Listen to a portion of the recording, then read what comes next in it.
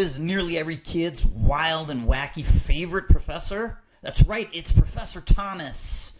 We're going to talk a little bit about the pre-Genius Mapping course and how it's structured today. Number one, first things first, we're going to talk and learn about basic concepts in writing. Parents, don't assume your kid knows this.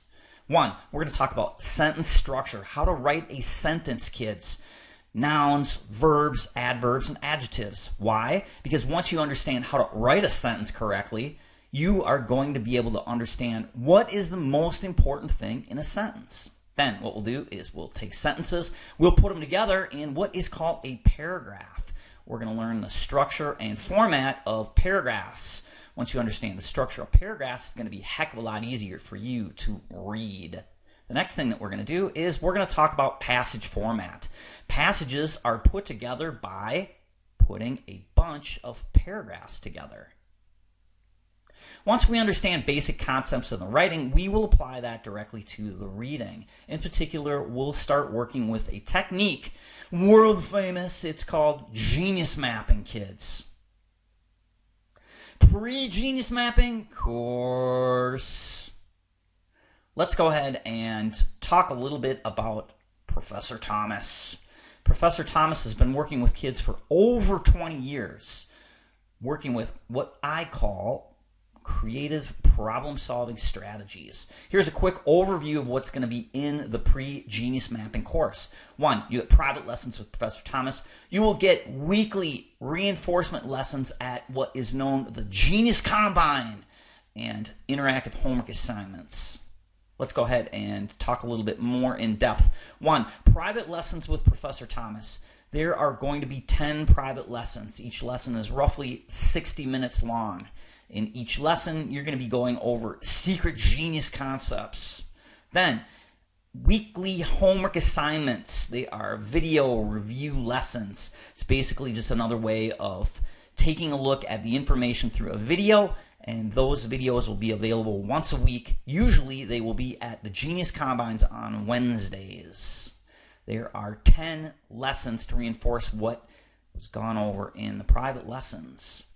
There are interactive homework assignments. There are 32 assignments that basically go over all the concepts that were visited in the private lessons and in the video reinforcements.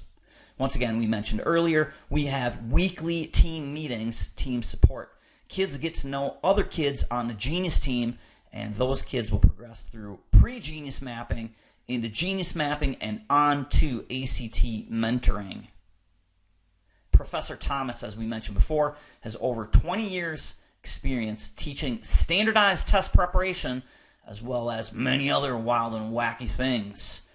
If you're interested in having your kid work with Professor Thomas and giving them an early advantage in school and test taking, feel free to contact Professor Thomas at 952-217-0353.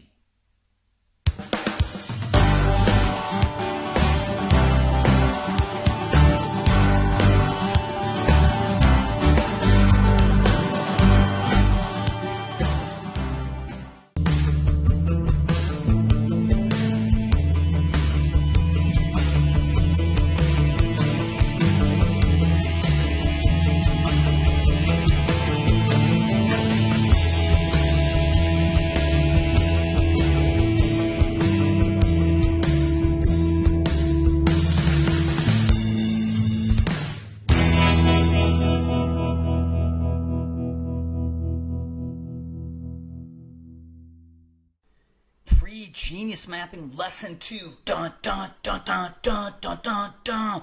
The Scooby-Doo technique. Kids, we are building off of Lesson 1 in the pre-Genius Mapping course. We are getting some basic information that a teacher will never teach you for some reason.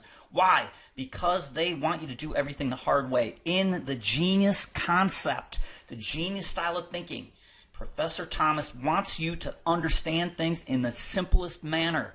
Let's go ahead and see what the heck the Scooby-Doo technique is. First things first, writers have been taught in order to keep a passage interesting, a writer should constantly change vocabulary words that refer to the central concept. That means throughout the passage, they're going to say the same thing, but they're going to use different vocabulary words. For example, if it says in paragraph number 1, Scooby-Doo is hungry. Paragraph 2, they're going to have to say that same thing, but they're going to switch it around and make it sound a little different. Scooby may say, hey, is it lunchtime yet?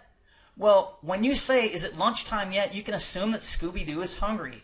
And in paragraph number 1, it said the same thing. They use the central theme to say the same thing, but use different vocabulary words. Here it is. Write this down because this is paramount for this course, for the Genius Mapping course, and for ACT when you get there. Scooby-Doo technique says the author is going to say the same thing throughout the same passage, but they're going to use different vocabulary words.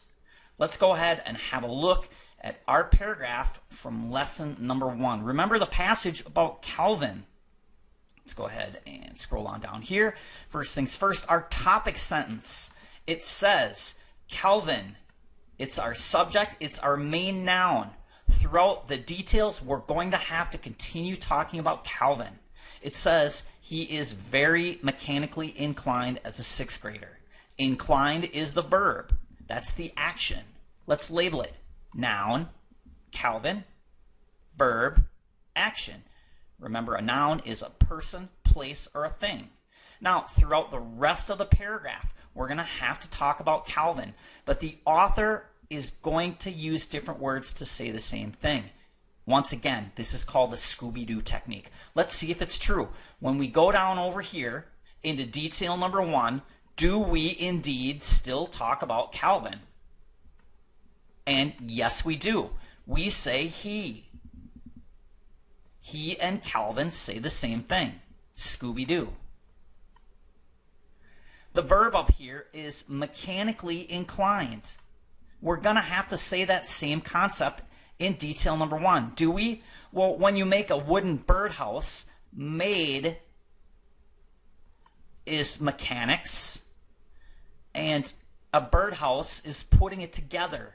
You're making something. That's mechanically doing something. That says the same thing. We go on to detail number 2.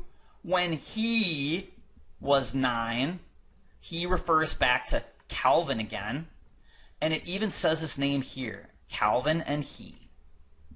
Scooby-Doo says the same thing, uses different words. He designed. When you design something, that is a Scooby-Doo for saying the same thing as being mechanically inclined.